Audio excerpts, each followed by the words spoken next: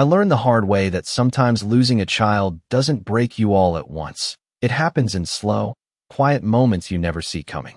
The hospital lights were too bright that night, the kind of sterile white that made everything feel unreal, like I was walking through someone else's nightmare instead of my own life. My sneakers squeaking softly against the polished floor as I pushed my cart past rooms filled with machines that beeped in steady, in different rhythms, and for a second I almost kept walking, almost ignored the sound coming from behind those double doors at the end of the hall, the sharp, uneven beeping that didn't match the others, the kind that made your chest tighten without warning. But something in me froze, something old and buried that I never managed to leave behind, and I turned before I could stop myself, my hand hovering over the door like it had a memory of its own, like it knew exactly what waited on the other side. And when I stepped in, the air changed instantly, colder, heavier, filled with tension so thick it felt like breathing through water. There were too many people in that room, too many voices speaking at once, doctors in pressed coats, specialists I could tell just by the way they carried themselves, all surrounding a small hospital bed that looked too big for the child lying in it. A boy, maybe 5, maybe 6, his skin pale under the lights, his chest rising in shallow, uneven breaths while the monitor beside him screamed in broken patterns that made my pulse spike, and no one noticed me at first. Not the nurses rushing back and forth, not the man standing near the foot of the bed like he owned the air everyone else was breathing. But I noticed him, because men like that didn't blend in, not anywhere. He stood perfectly still in a tailored black suit that probably cost more than my rent for a year, his dark hair swept back, his face unreadable except for his eyes.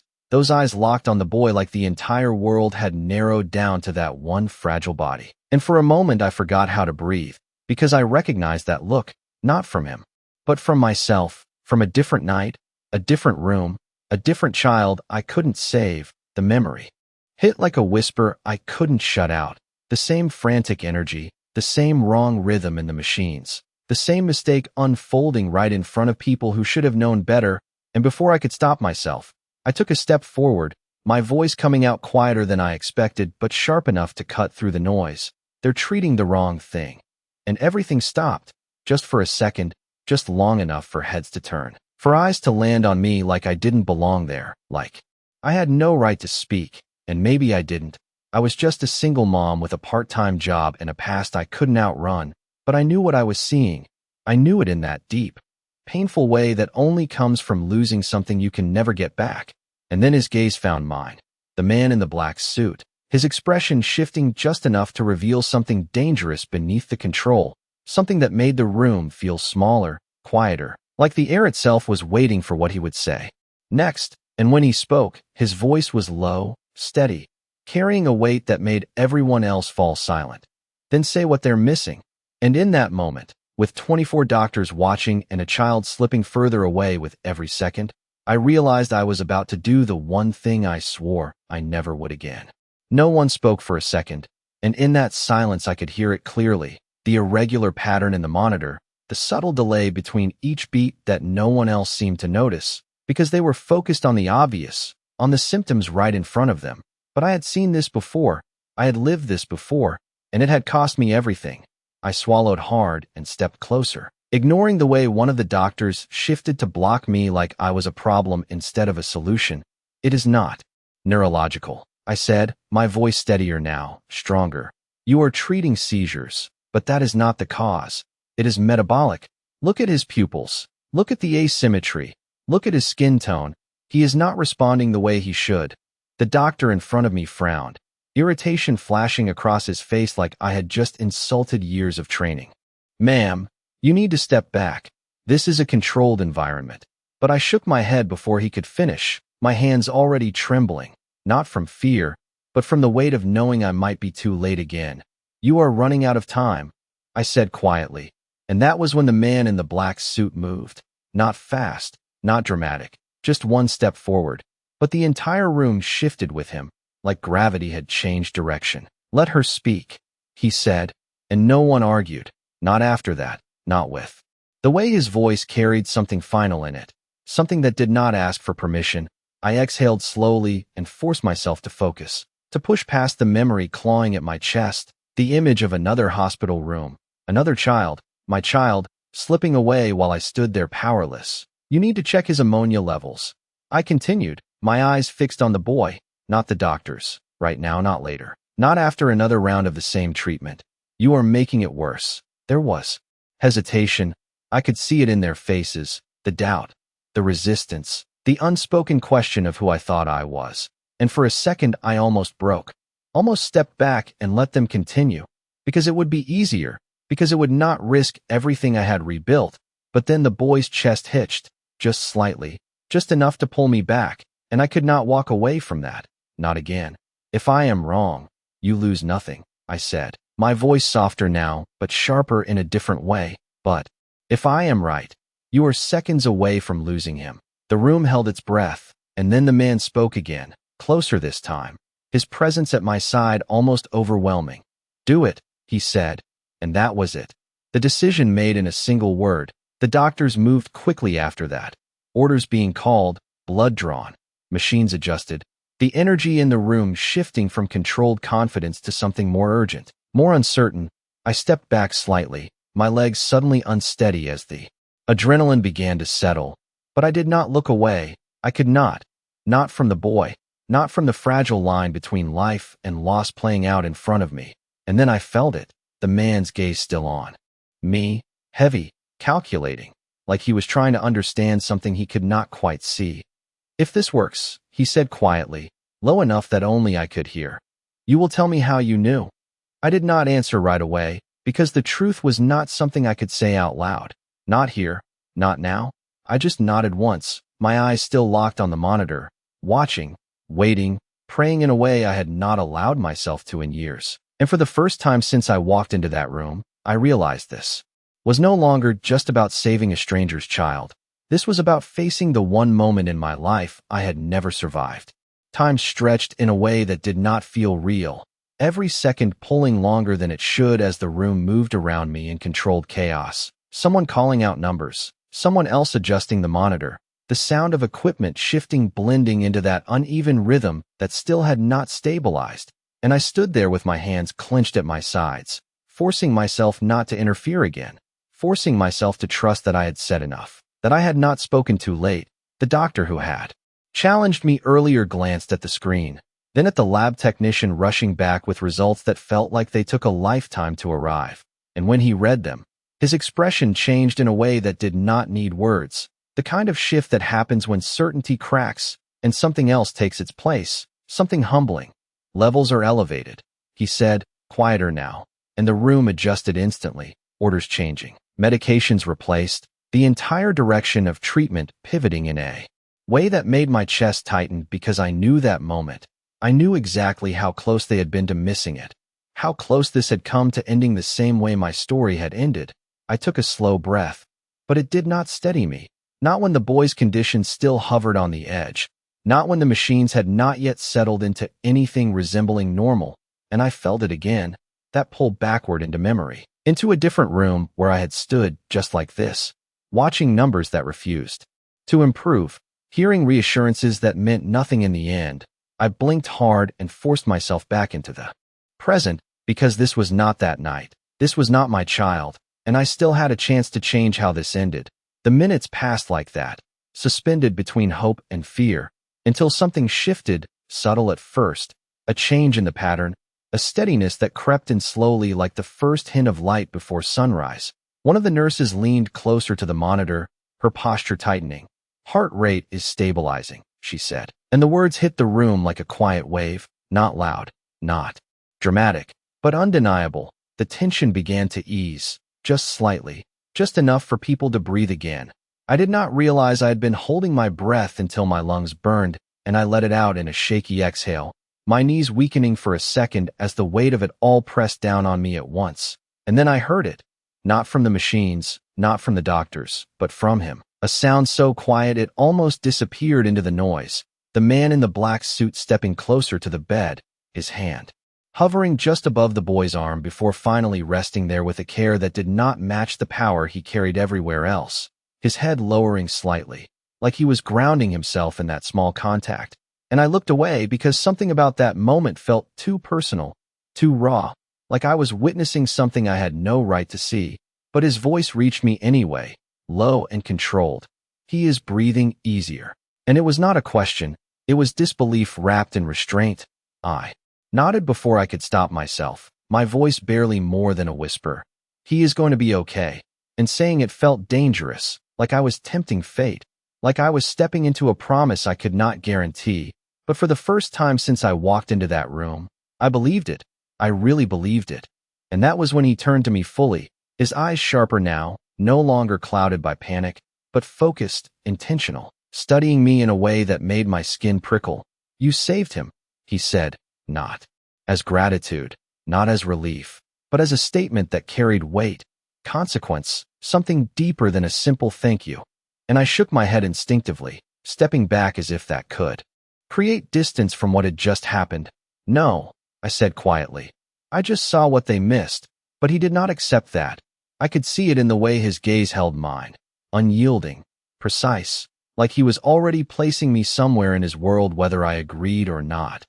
"People do not see what you saw," he replied, his tone calm but final.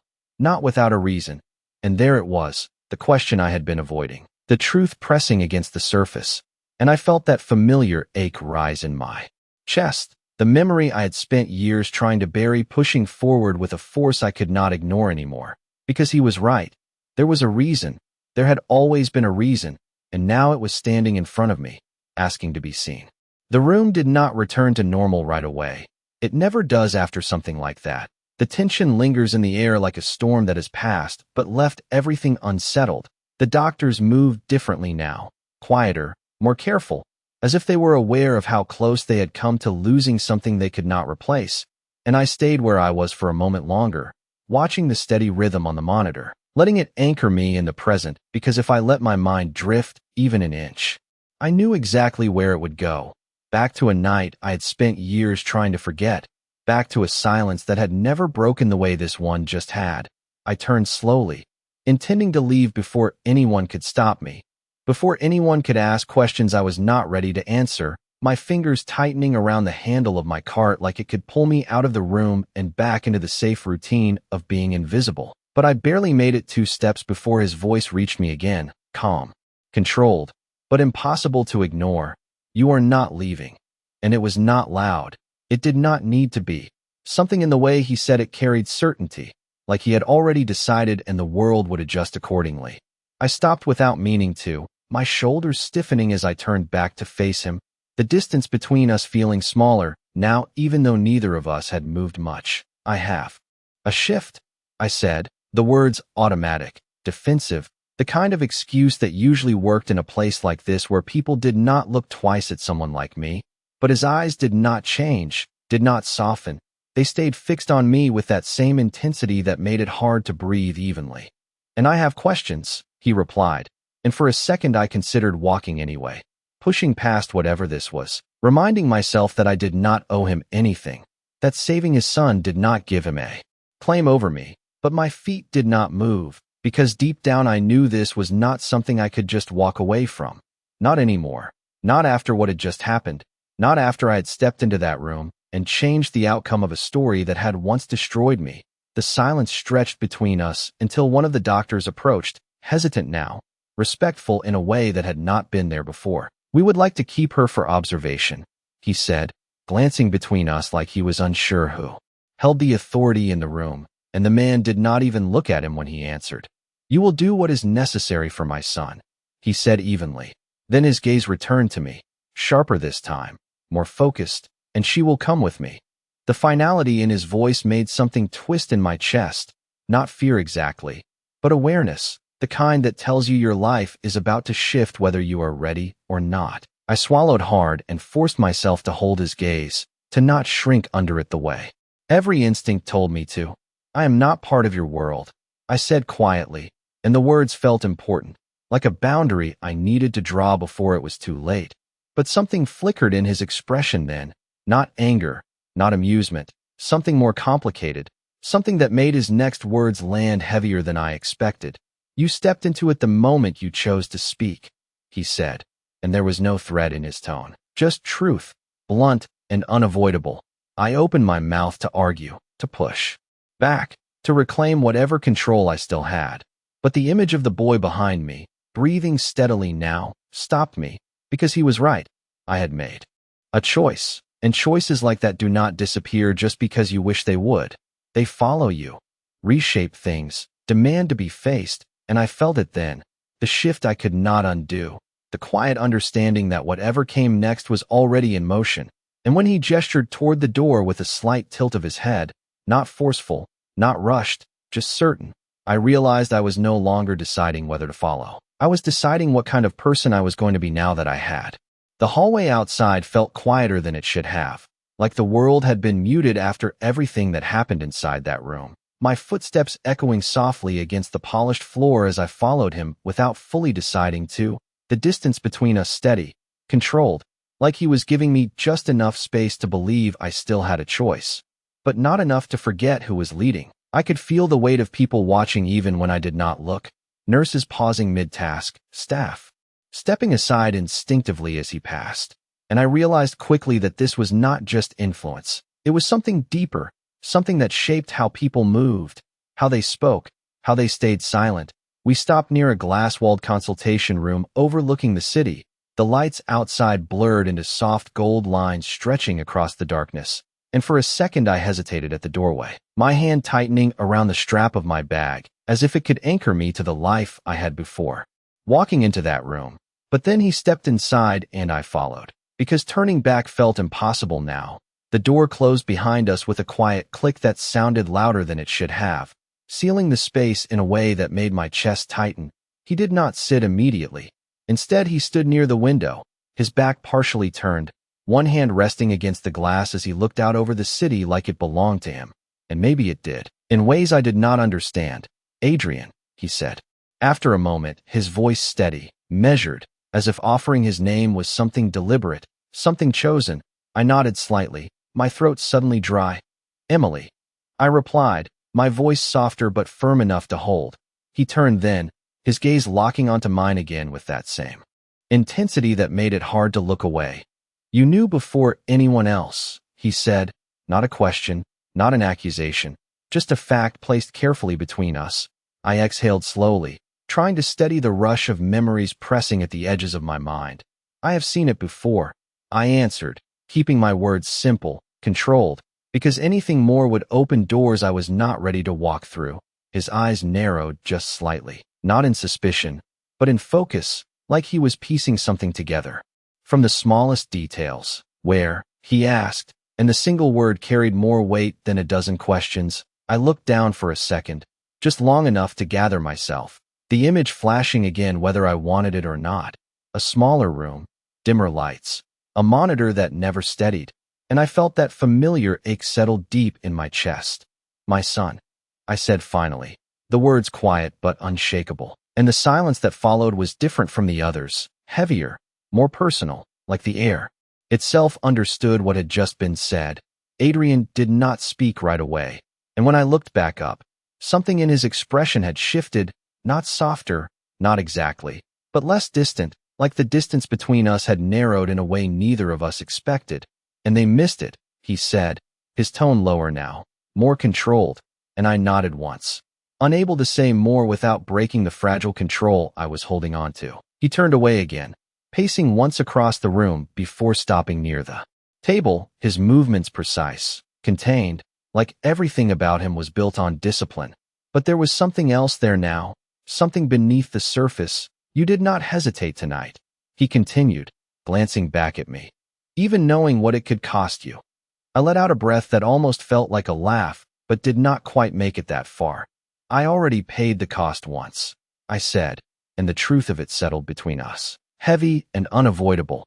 He studied me for a long moment after that, his gaze steady, searching, and then he spoke again, quieter this time, but with a certainty that made my pulse quicken. "You will not go back to cleaning floors after this." And I felt something shift in the room again, not the chaos from before, not the urgency, but something just as powerful, something that sounded like a decision being made, one that I had not agreed to, one that I was not sure I could refuse. And I realized then that saving his son had not ended anything. It had started something I did not yet understand. The words settled between us like something permanent, something that could not be taken back once spoken, and I felt my chest tighten in a way that had nothing to do with fear and everything to do with recognition. Because I had heard that tone before, not from him, but from life itself, the kind that does not ask what you want. It tells you what comes next. I shook my head slightly, more to ground myself than to disagree. You do not get to decide that, I said, my voice steady but quieter than I intended. And for a moment the corner of his mouth shifted, not quite a smile, but something that acknowledged the resistance. I decide many things, Adrian replied, his tone calm, almost conversational, but the weight behind it did not change. But this is not about control, he added after a beat. And that was the first time something in his voice softened, not weak, not uncertain, just real in a way that caught me off guard. It is about value. I let out a slow breath, my fingers curling slightly at my sides as I tried to hold on to the version of myself that existed before tonight. The one who kept her head down, who stayed invisible, who survived by not being seen. I have a life, I said, and even as I spoke, I could hear how small it sounded in this room, how fragile it felt against everything surrounding him. A job, responsibilities, I cannot just walk away from that. He watched me closely, his eyes tracking every shift in my expression like he was reading something written beneath the surface. You mean you cannot imagine something different? He corrected quietly, and the words landed harder than I expected because they were not entirely wrong.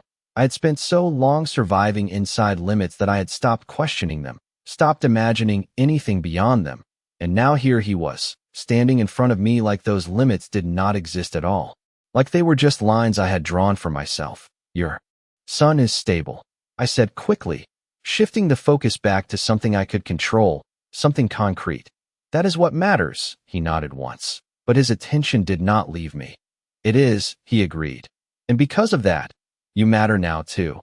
The simplicity of it made my pulse stutter, not because of what he said, but because of how certain he sounded, like this was not gratitude that would fade with time, not a temporary acknowledgement, but something that had already rooted itself in his world. I stepped back slightly, creating space that felt necessary just to breathe. You do not even know me, I said, and there was more in that statement than just facts. There was history, loss, everything I had carried quietly for years, but he did not hesitate, did not look away. I know enough, he replied, and then after a brief pause, his voice lower, more deliberate. You see what others miss, and you act when others hesitate. That is not something I ignore. The room felt smaller. Again, the air heavier with the weight of what he was offering, or maybe what he was deciding, and I realized then that this was not just about opportunity or gratitude. This was about alignment, about being pulled into something larger than myself whether I was ready or not. I swallowed hard, forcing myself to stay grounded, to not be swept up in something I did not fully understand. And what exactly do you think happens now? I asked, my voice steadier this time, sharper, because if I was being pulled into this, I needed to know what it meant. Adrian's gaze held mine for a long moment, unblinking, unwavering, and when he finally spoke, his words came slow, precise, like each one had already been decided before this conversation even began. Now, he said, you stop surviving and start choosing. And something about the way he said it made it clear that this was not a suggestion, not an idea, but the beginning of something that would not wait for my permission. His words did not leave room for anything soft. They settled into me with a weight that felt unfamiliar and uncomfortably steady, like something shifting under the surface of everything I thought I understood about my life. And for a moment I did not answer, not because I did not have one, but because I could feel two versions of myself pulling in opposite directions. One that wanted to step back into the quiet routine that had kept me safe for years, and another that was standing right here, in this room, refusing to pretend that tonight had not changed something fundamental. Choosing sounds simple when you say it, I replied finally, my voice low but steady. But you do not know what it takes to rebuild after losing everything. His expression did not harden, did not dismiss me. It remained focused, intent, like he was listening in a way that most people never did. Then tell me, Adrian said, and the simplicity of it caught me off guard. There was no pressure in his tone this time, no command, just something quieter, something that made it harder to hide behind the walls I had spent years building. I hesitated, my gaze drifting briefly to the city lights beyond the glass. The way they stretched endlessly into the dark, each one representing a life that kept moving forward no matter what it had lost. I had a son, I said, even though he already knew, but saying it again felt different now, heavier, more real in this space. And one night, I stood in a room just like this, surrounded by people who were supposed to know what they were doing. My voice wavered slightly, but I did not stop, because if I stopped, I would not start again. They told me everything they could, every explanation, every reassurance, but none of it changed what was happening right in front of me.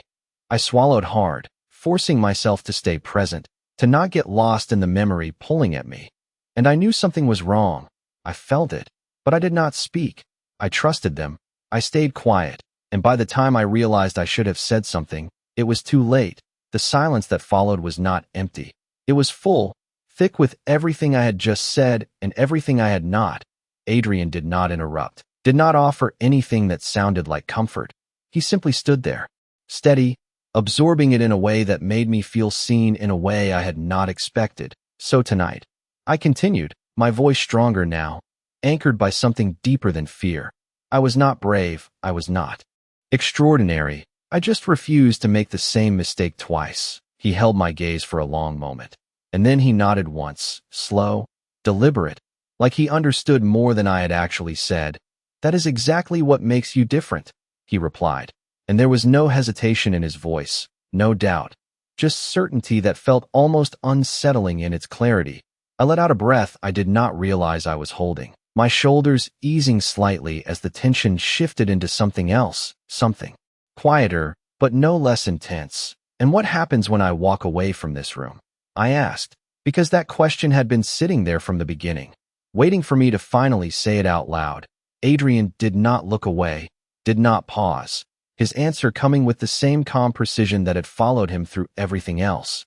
You will not be the same person who walked in, he said, and there was no threat in it, no force, just truth stated plainly.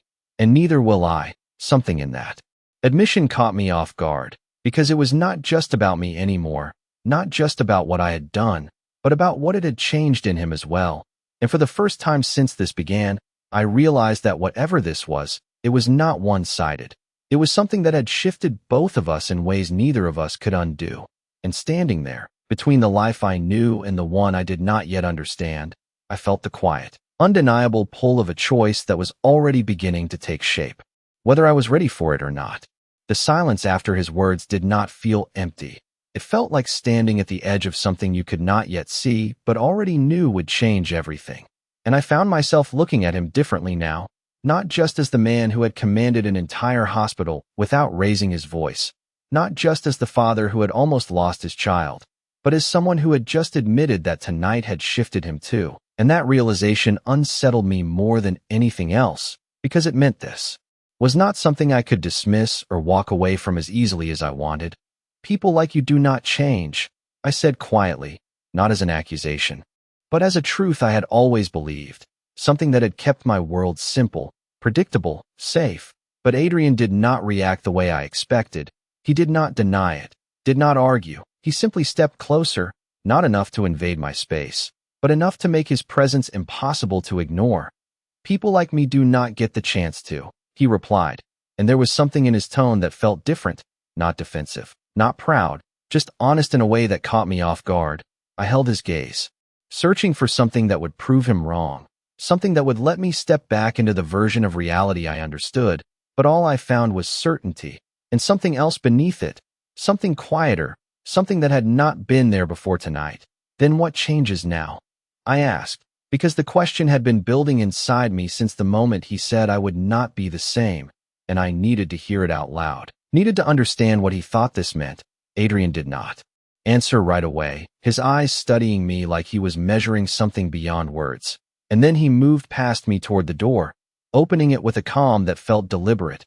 Come with me, he said, not as a command this time, but as an invitation that carried just as much weight. I hesitated for only a second before following, because staying in that room felt impossible now, like it belonged to a version of me that was already fading. The hallway outside felt different than before, less overwhelming, more defined, like I was seeing it clearly for the first time. We walked in silence, but it was not uncomfortable. It was filled with something unspoken, something that did not need to be explained yet. When we reached the room where his son lay, Adrian paused, stepping aside just enough for me to enter first, and that small gesture caught me off guard more than anything else had tonight. I stepped inside slowly, my eyes immediately drawn to the steady rhythm of the monitor, too. The rise and fall of the boy's chest that now looked stronger, more certain, and something in me softened in a way I had not allowed in years. I moved closer to the bed without thinking, my hand resting lightly on the railing as I watched. Really watched him this time. Not as a patient, not as a memory, but as a child who had been given another chance. He is going to remember this, I said quietly, more to myself than to Adrian. Not the details, not the machines, but the feeling. The way someone stayed. Adrian stepped closer then, standing on the other side of the bed, his gaze shifting between his son and me. "And you stayed," he said, his voice low, steady, and I shook my head slightly, a reflex I could not seem to control. "I did not stay," I replied softly. "I stepped in, and the distinction mattered, at least to me." But Adrian did not argue, did not correct me. He simply nodded once, as if he understood more than I was saying. And then he looked at his son again, his hand resting gently against the bed this time. Not hovering, not uncertain, just there, present. "Then step in again," he said quietly. And when I looked up at him, I realized he was not talking about this moment, not about this room, but about something beyond it, something that extended past tonight, past this hospital, into a future I had not yet allowed myself to consider. And for the first time, I did not immediately pull away from that idea. I did not shut it down or dismiss it.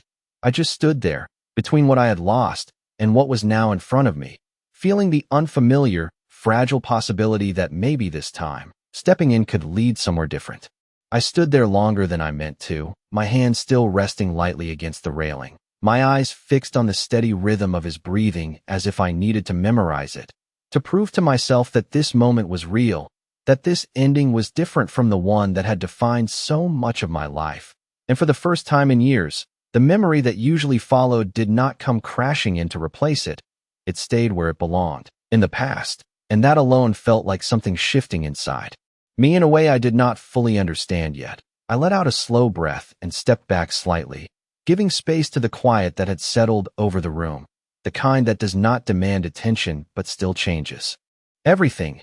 Adrian did not move right away, his focus still on his son, his posture no longer rigid, no longer held together by control alone, but grounded in something steadier, something that looked almost like relief. And I realized then that this was the first moment he had allowed himself to feel it, not as a powerful man, not as someone who could influence outcomes, but simply as a father who had been given something back he thought he might lose. I turned toward the door, the instinct to leave returning now that the urgency had passed, because leaving was what I knew. It was how I had survived for so long, stepping in when necessary and stepping out before anything could take hold. But my hand paused on the handle, not because I was unsure, but because I knew that walking out now would not mean the same thing it used to. It would not return me to who I had been before tonight. That version of me was already gone, replaced by someone who had made a choice and could not pretend otherwise. "You are thinking about leaving," Adrian said behind me, his voice calm, not questioning, just stating what he already understood. I glanced back over my shoulder, meeting his gaze for a brief second before answering. "I always do," I said quietly, and there was truth in that, years of it. But something in me did not feel as certain as it once had.